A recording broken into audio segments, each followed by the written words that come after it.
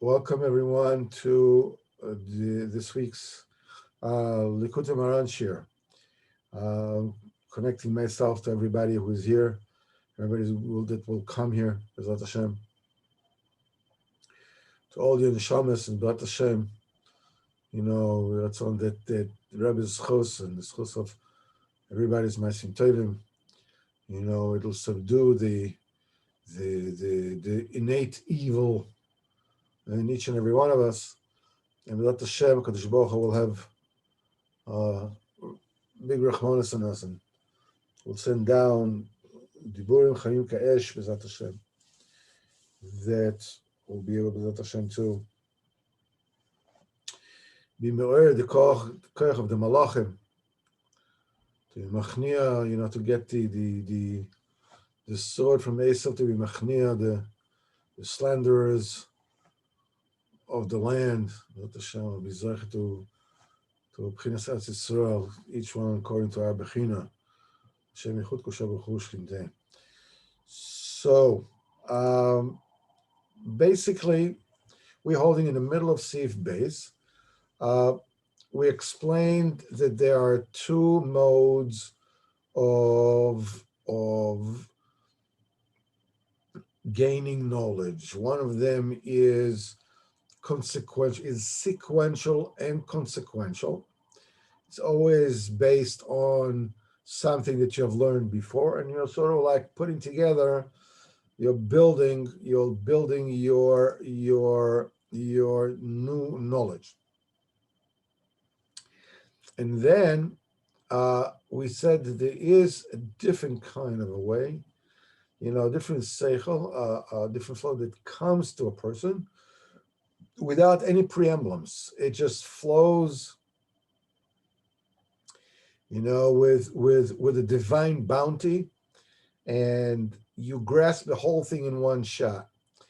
And Rabbeinu says when somebody grabs the whole thing in one shot, it causes the heart to become extremely excited, and there's no need to belabor of oneself into really, I want to daven. I really don't feel like davening, but I want to learn, but I don't really feel like learning. All that kind of stuff is not necessary when you're getting the whole thing with Shefa Eloki, when it's not like, it's like, as we say, it's not like explaining a joke that you understand what's so funny, but it's just not funny. That you finally understand what the mahalach is and what the result is, but you don't really get the slavos alev. It doesn't come on its own. And then Rabbeinu says that the way to get the mind, says that these two modes of acquiring knowledge and are innate in the moich itself, in the brain itself. But that kind of ability to receive knowledge with a divine bounty, divine influx, is resting on it depends on how a person is dealing with the seven inlets and outlets, the senses in the head, which is the seven candles of one's head, which is the eyes and the ears and the two nostrils and the mouth.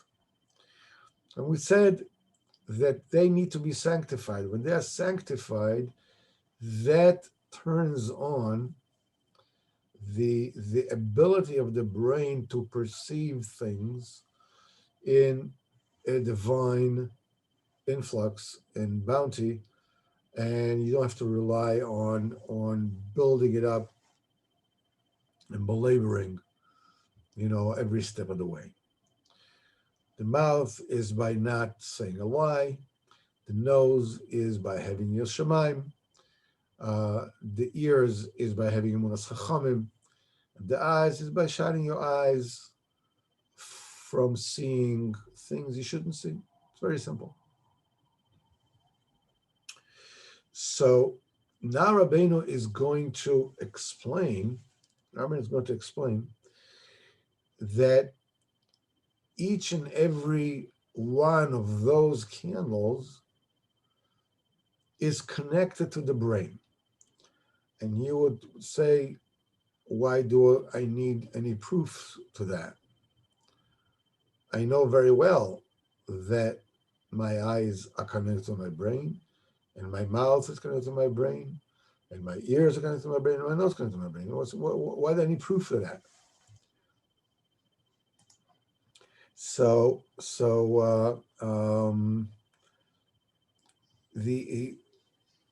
the answer is yes. We understand that the eyes and ears and nose and mouth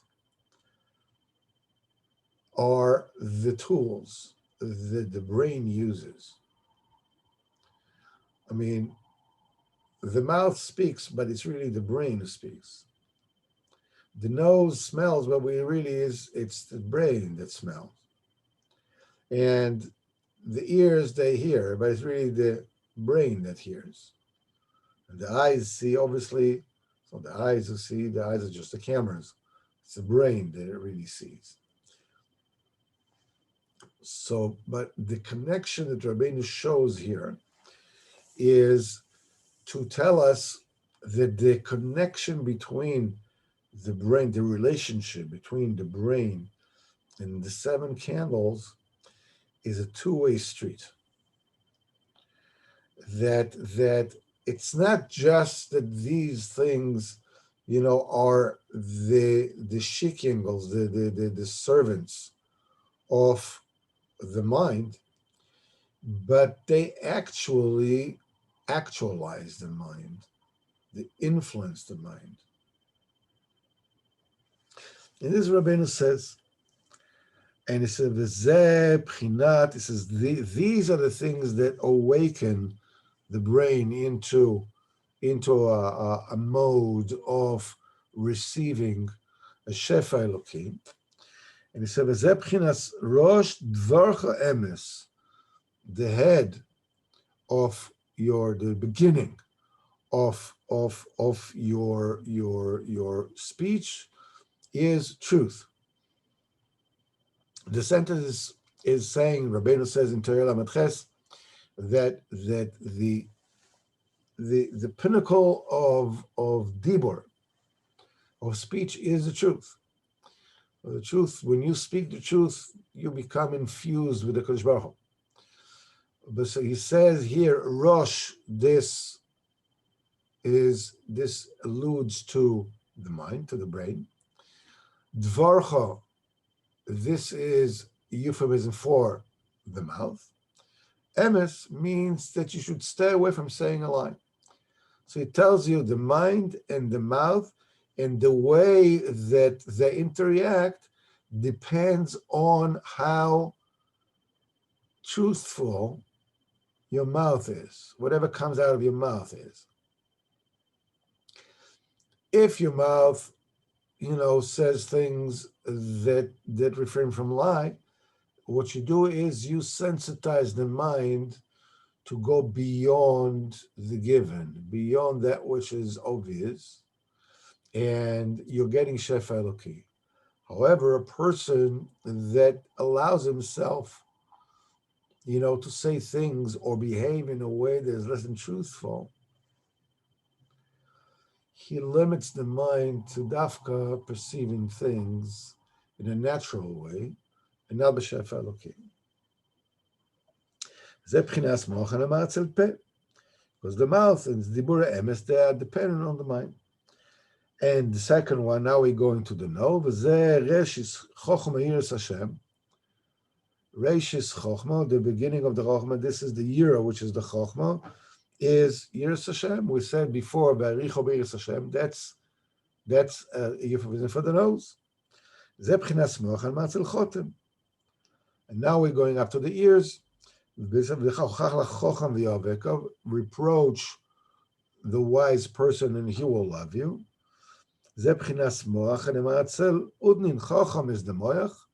Reproach them is the action, the attitude that you should adopt, to be using with your ears. In other words, why do you need ears? You need ears for two things. You need ears to believe in Chachamim, and the reason why you need to believe in Chachamim is because you want to hear what it is you still need to fix. The whole idea is to improve yourself, not to hear nice ideas, even though nice ideas is great. But this is not what you're looking for. By the ears. Listen to Chachamim, listen to their reproach, listen to their admonishment, and receiving it as one as Chachamim. It means that not only that you believe in Chacham, but you yourself are Chacham.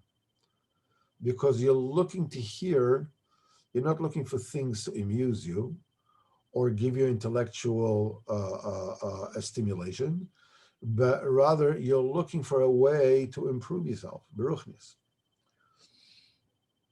So we see that Amunus Chachamim is the ears that depends on the mind. And the eyes of both Adam and Chava were opened. We said this is the moyach. Rashi says that their eyes were open. He says, Rashi says this means this is al shema chochma, that they got chochma, that they became wise. They wisened up.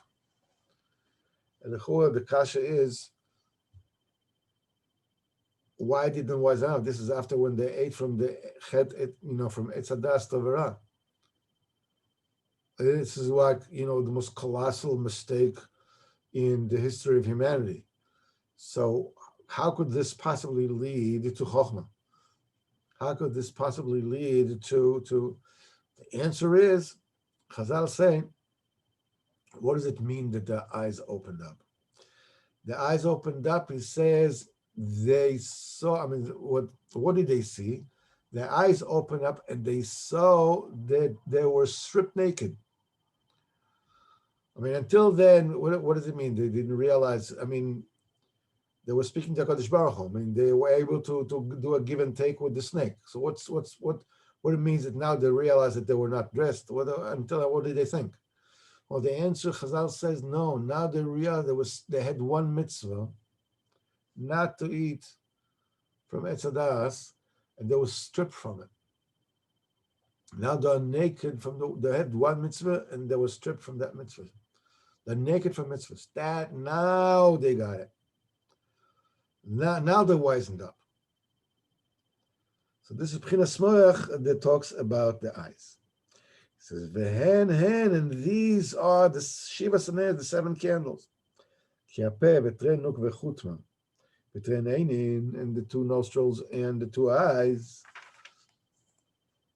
and the 2 ears. These are the seven candles, and this is, we said, Menata Dam Moicho. The body of the menorah is the head of a person. In other words, the moich, which is the mane of the head, because the eyes and the nose and the ear and the mouth, they're all connected to it. They're like candles that are affixed or in a menorah. And the pnei menorah, the face of the menorah, this is the Shefa Eloki. This is called panim. That when a person sanctifies these 7 candles, he's zocha to receive chokhmah b'shefa elokim. And what that does for a person, shefa elokim, is not just that suddenly, you sit in a sefer and you go like, wow, now I know how to A, B, C, D. Now I'm able to write Tikkun Ezer. What does it mean that you receive Shefa Eloki? So the Likutey Moharan explains that the main manifestation of the Shefa Eloki is that you get diburim to HaKadosh Baruch Hu. When you sit to speak to HaKadosh Baruch Hu, you have words to speak to him. Kadosh Baruch Hu sends you this Ruach HaKodesh, Ruach Chochmah HaKodesh, what to talk to him about. And it has many, many levels. It has many levels. But the main thing that you really need to get that works for you in any madrega is that if you don't have diburim, the shefa eloki in that particular point in time is to ask HaKadosh Baruch Hu for diburim. And you can have diburim about not having diburim. Talk about things that are negia to you. Talk about the fact that you don't feel like talking. As you're going along, that removes whatever obstacles are there, and that will enable you to have more and more diburim. The more you guard your mouth, the more, because all these things, the mouth and the nose and the ears and the eyes, are all bechina of guarding the covenant. Because you have to understand, in this world, we are breathing elokus, we're breathing connection, a cognizant, aware and a cognizant connection to HaKadosh Baruch Hu, like we're breathing through a tube. Because this world is suffocating with Gashmias. This world makes it so that it is very, very difficult to remain in touch with what's really going on. It has to do a shtickle with this week's parsha as well. This is what has to do with the kasha from Moshe Rabbeinu to Kadosh Baruch Hu in the end of last week's parsha, and the whole thing, with Paroi, the relationship with Paroi. The Rav Yitzchak of Berditchev, the Kedusha Slavi, says an unbelievably sweet vort about that, the famous, eyebrow-raising outburst, as it were, of Moshe Rabbeinu to HaKadosh Baruch Hu. And he says, why did you do, why did you do bad to your people? Why did you send me? From the time you sent me, not only didn't save your people, but things became worse. So that sounds as if Moshe Rabbeinu is coming, with a severe, reproach to HaKadosh Baruch Hu Kaviyachol. But the Kedusha Slave says that that's not the way you should read it. It says Moshe Rabbeinu is not coming from that point of view, like how come he didn't do it? You sent me to save them, and look what happened. That's not what he said. He came to HaKadosh Baruch Hu from the point of view of anova, of humbleness. That he said all the time, in the desert, when he said he didn't want to go. He said to HaKadosh Baruch Hu, why did you do this to your people? You sent me. I told you to send me that somebody else. If you would have sent me that somebody else, that Tishlach, it would have worked out. In other words, it's my fault that it's not working out. Why did you send me? You should have sent me somebody else. Somebody else would have worked it out. It would have worked beautifully. Because you sent me. I'm a no good now. I'm a nothing. So this is why did you do this? Why did you send me? You should have sent me somebody else. It took, it's a chesron himself, not chas v'chalila chesron HaKadosh Baruch Hu. But nevertheless, the question that he asks and the whole thing, the Kadosh Baruch Hu answers him. He says, now you will see, what is going on. The Kadosh Baruch Hu is going to save the people. I'm going to save the people. And I'm going to beat up Paroi, and he will send everybody whether he likes it or not.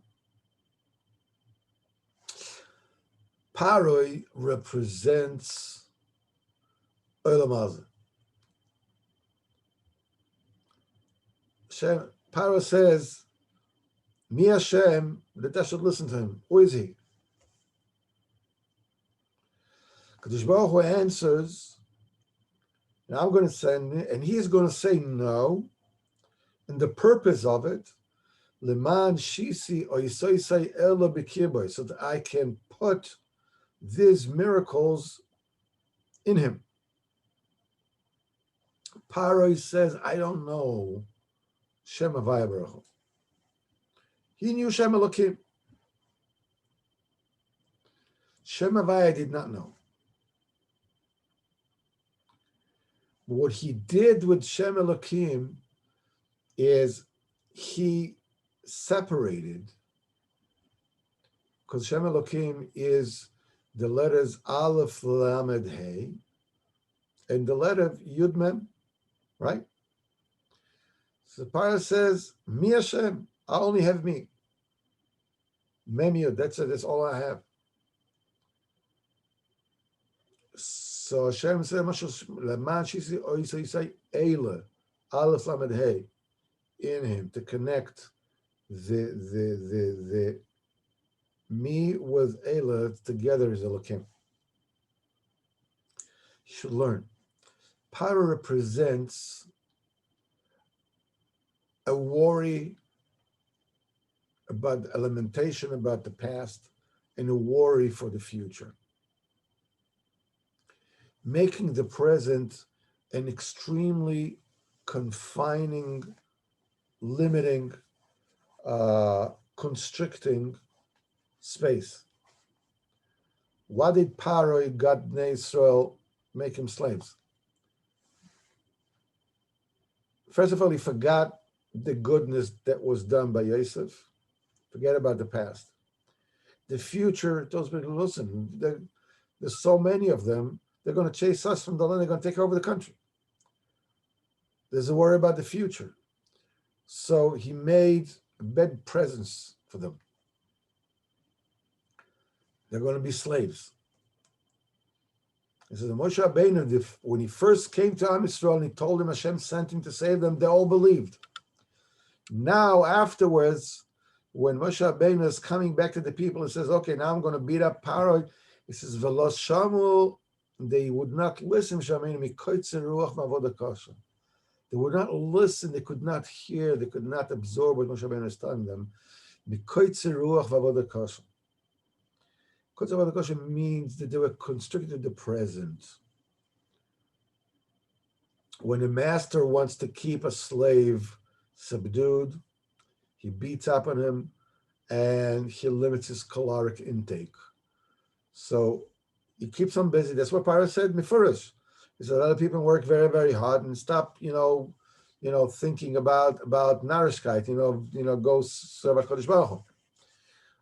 Keep them busy, keep them suffering, teach them and unsafe and not knowing what's going to happen next. Is the copper going to beat them up, or they're going to be shot? They're going to take him to the crematorium, whatever it is.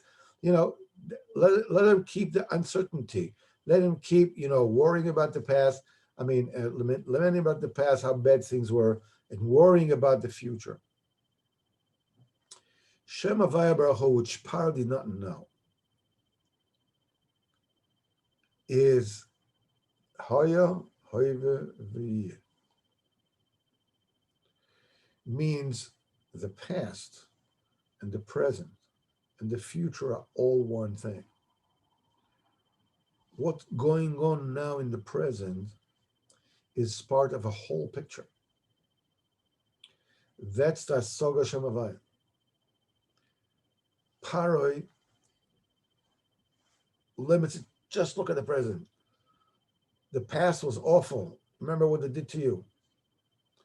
The future, who knows what's going to happen? It's going to be horrible.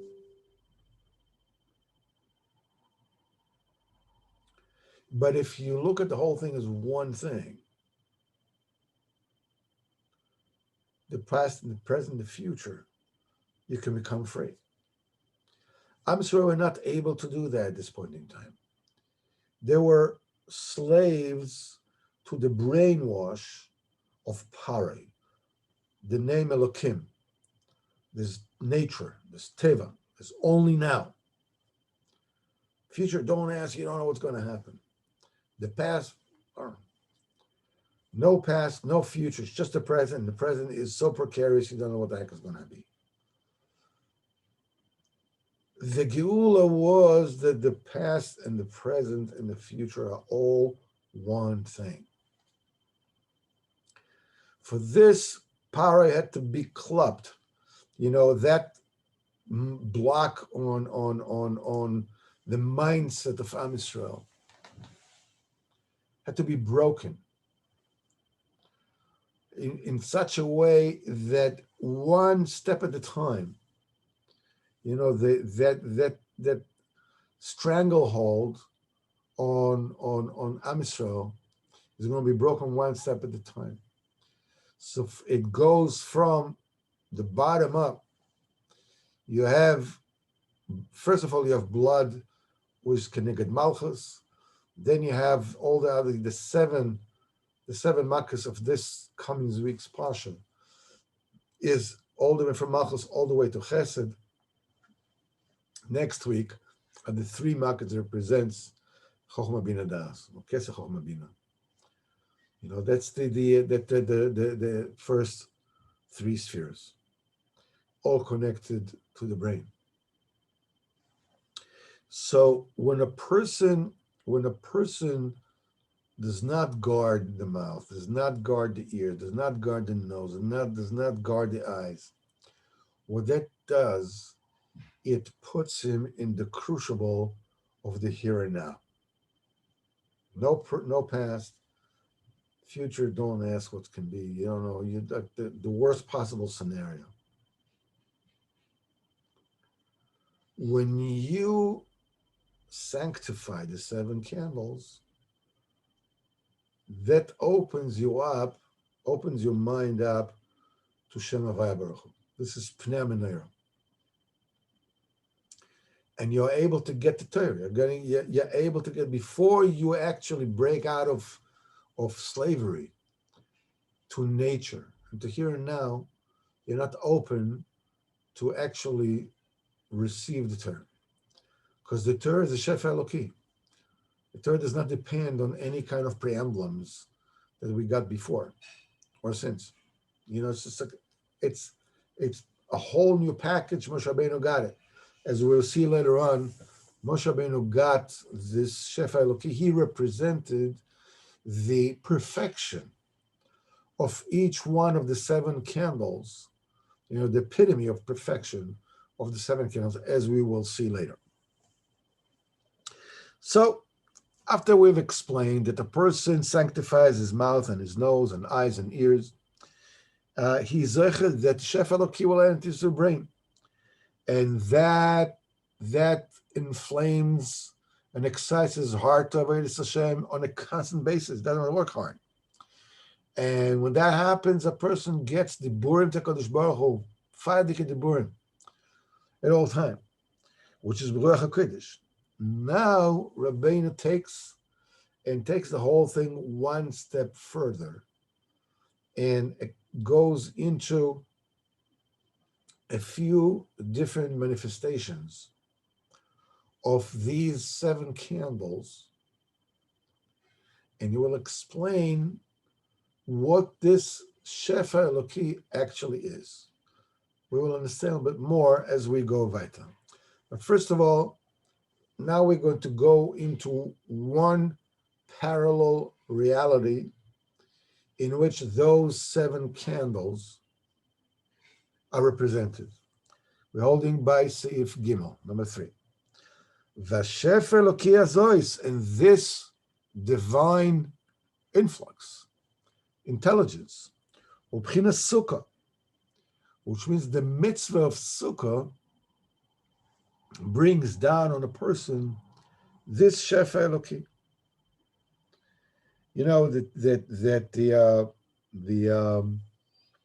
Because Sukkah Ubchina Shesacha Beruach HaKodesh. We talks about Sarah Imenu. So when the first time when she is mentioned in the Torah, she is called Yiska. The Medrash says, Yiska zo Sarah shesacha beruach hakodesh. So that means two things. Sacha is, anointing, like an oil. It also means to look, to see things. Ish soicha shesacha beruach hakodesh. She sees, she observes beruach hakodesh. Sukkah means that you are able to observe that beruach hakodesh, that you're anointed, that you're oiled, as it were, beruach hakodesh. Ruach hakodesh is shef Eloki.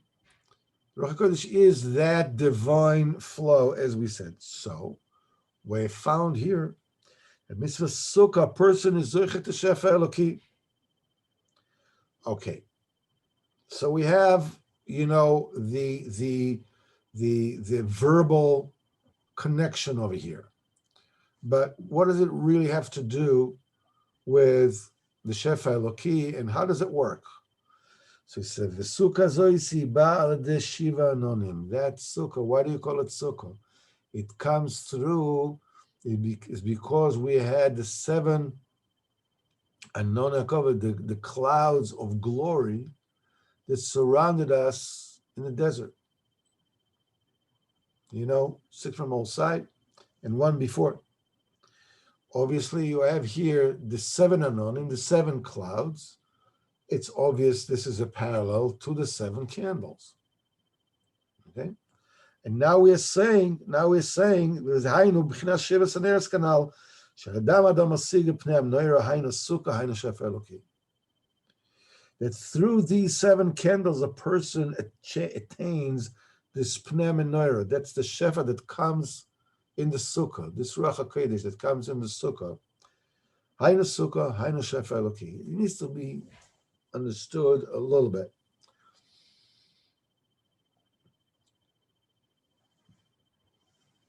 The eyes are meant to see. The ears are meant to hear. The nose is meant to smell. And the mouth is meant to speak. These are all positive things. Clouds, per definition, always represent a blockage. On Tisha B'Av, we said, Yirmiyah, saying, even though we called out to you, Sakoisa be'onon me'over tefillah. You have blocked the way, Lashon Sukkah, schach, a blockage, so the tefillah will not go through. So it seems that this is contradiction in terms. You want to say that these 7 clouds represents the Shefa Eloki. It means you're getting it, comes through. And while the eyes and the ears and the mouth, so this is contradiction in terms. Clouds is blockage. Shef Eloki means that it passes through. So what's going on here? The answer is as follows. It's a very important thing to understand. The Shef Eloki comes to us because we have to struggle with the control of our mouth, with the temptation to say something which is not true, with the temptation to behave with a lack of Yiras Shamayim, with the temptation to believe that we already know it all, and the Chacham cannot possibly be something which is way beyond my pay grade, because I cannot perceive these things that they say about him, so it's probably not true anyhow. It's just a person, right? It's just a human being, right? And not to believe in him. And besides, the things when he tells me that I'm wrong, it's instead of looking to hear an admonition, all I'm hearing is just somebody trying to put me down. It's in the eyes, of course, they'll look to see things that should not be seen, should be looked at. You can say, take a person and says, something, that person wants to be a Shermer Naim. He's not gonna look.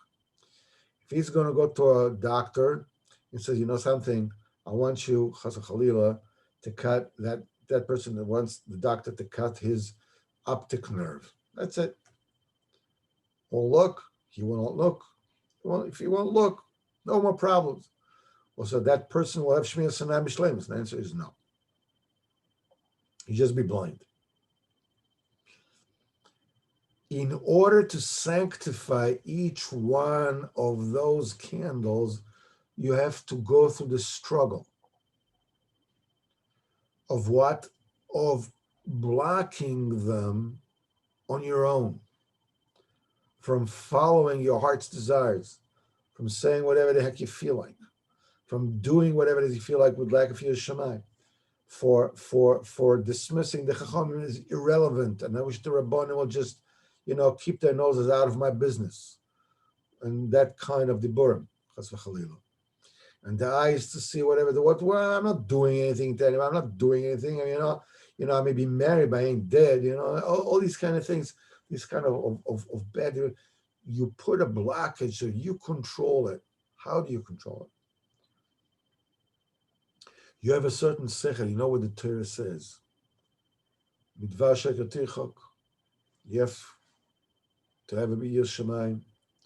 Ma Hashem Elokecha doresh mechakim leyira. Shma divrei chachamim.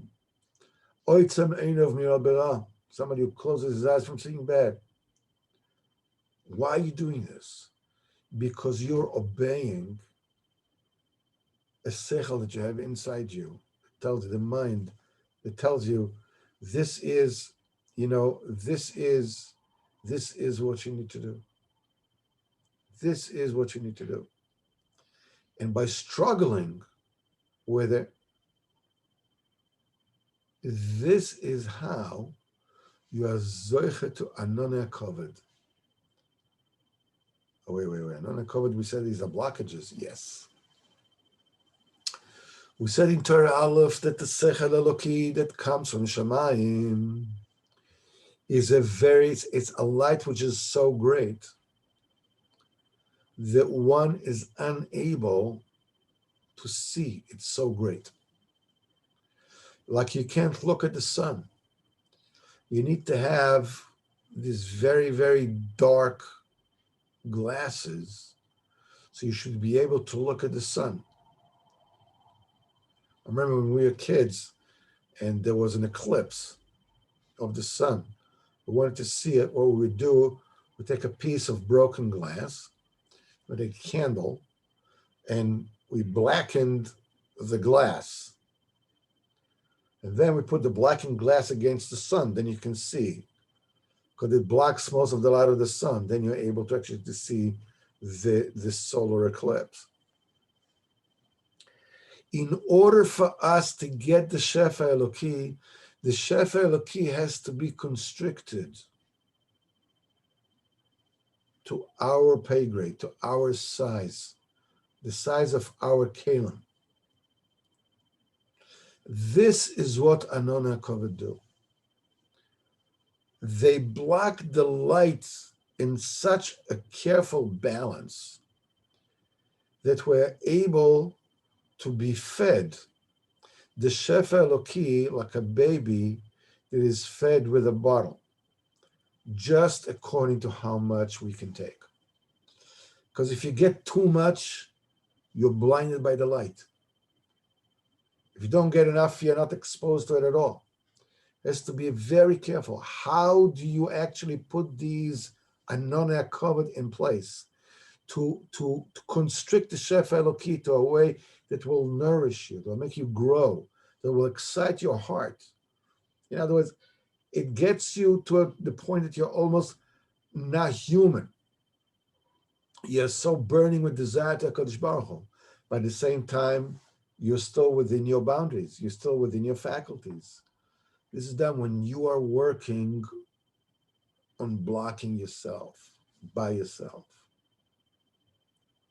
mouth, the ears, the nose, and the eyes. You are blocking the Sheva Neros from being open to Gashmias, to Shtiyot. You are actually constructing, these filters that will protect you from too much light. This is B'chinas Sukkah. It blocks out too much light. It blocks out the Shtiyot of this world.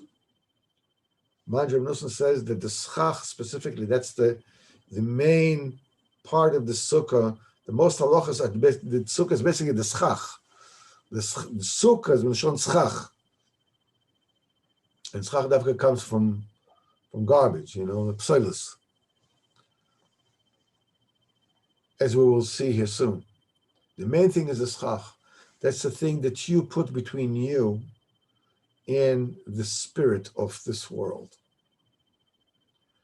This is a Shiva Anona Kovet that you're Zeicha. It puts you in literally the presence of HaKadosh Baruch Hu. But it guards you and protects you and limits the light so you're able to get it and not cease to exist. Now Rabbeinu says, V'ruach HaKodesh Nikar Shem HaChochma. Ruach HaKodesh is got its name from the sphere of Chochma. Sure, what is Ruach HaKodesh? Is a Ruach Chochma Haba MiKodesh Kayadu. It comes from the sphere of Chochma, which is the highest sphere. It's called Kodesh because it bestows Kedusha to all the spheres below it. In order to explain that particular thing, we need to understand that there were three madrigas of Ruach HaKodesh. There was a Ruach HaKodesh that existed during the first Beis HaMikdash, where there was Ruach Nevuah. Ruach HaKodesh was the spirit of prophecy that came upon the Nevi'im, and that was how things were conducted while the Mishkan and the Beis HaMikdash, the first Beis HaMikdash, were standing. After Golus Babel, that was taken away. When the second Beis HaMikdash was built, and they came back to Israel, they got to a lower madriga of HaKodesh, and they were using something that's called Baskol. That is a voice that came from Shemaim and let them know what it is from Shemaim that they wanted people to hear. Like they say every single day, Baskol is coming out of Har Sinai of Chayrev, and it says to all the people, Ad matai p'tayim tavu peti, how time fools, until when will you love foolishness? Baal Shem Tov says that even today we get a little glimpse of tshuva every single day. As until when are you going to, fool around with these things? Don't you know that this world passes? And after the Chorban of Beis HaMikdash, the second Beis HaMikdash, this was taken away. And the only thing which is left to us is Ruach Chochma that comes from Kodesh. Is we are able to acquire Chochma and wisdom from the spheres of Chochma, a Ruach that comes from spheres of Chochma, and the sphere also is called Kodesh. Now that seems patently unfair. Not only we don't have Beis HaMikdash, the level of Ruach HaKodesh keeps on going down. But nevertheless, there is a plus to it. Because the Nevuah and Baskol only come when the Novi is ready for it. Or when Mishamayim, you have the holy people that whenever the Mishamayim, they want to communicate with the Chacham or the Novi or the Tana or whoever, then they get a revelation of either a Nevuah or a Baskol. But Chachma Once a person is zoichet to be mekadesh shivas haneros, and he's zoichet to pnei menorah, that situation is constant. That's why Chazal said, Chacham adif minovi. A sage, a chacham, a wise man, is better than a novi. How can his wise man be better than a novi? Because the chachma is constant. Nevuah is only when Kadosh Baruch Hu sends nevuah, the novi has nevuah. Because Baruch Hu doesn't send nevuah, the prophet doesn't have nevuah. But the chacham is enjoying the shefa ruach hakodesh in any given moment in time. Bezat Hashem, we will stop right here. And what we will do, Bezat Hashem, next week, we will explain this inyan of Sukkah a little bit with some detail, what's to do with the schach, whatever it is, and we'll go on. The important thing is that we need to understand from here that the Sukkah is that filter that enables us to get a measured amount of influx of Ruach HaKodesh, of Ruach HaBami Kodesh, of divine wisdom that is parceled out and limited according to our faculties. It's a tremendous thing. And we get it mitzad echad as schar, as a present, but mitzad echad as schar for our work. We are working to constrict ourselves in our mouth, in our nose, in our ears, and our eyes. Where Zocher the Kodesh Baruch Hu shields us with the 7 nona covered that enable us to receive the Shefa Eloki, which is Ruach HaKodesh, that will keep our heart burning to HaKadosh Baruch Hu at all times. At Hashem, we will stop here. And with Hashem, I'll see you all on Motzei Shabbos with Hashem. And we'll learn Sichas Haran. I wish you all good Shabbos. Thank you so very much for being here. And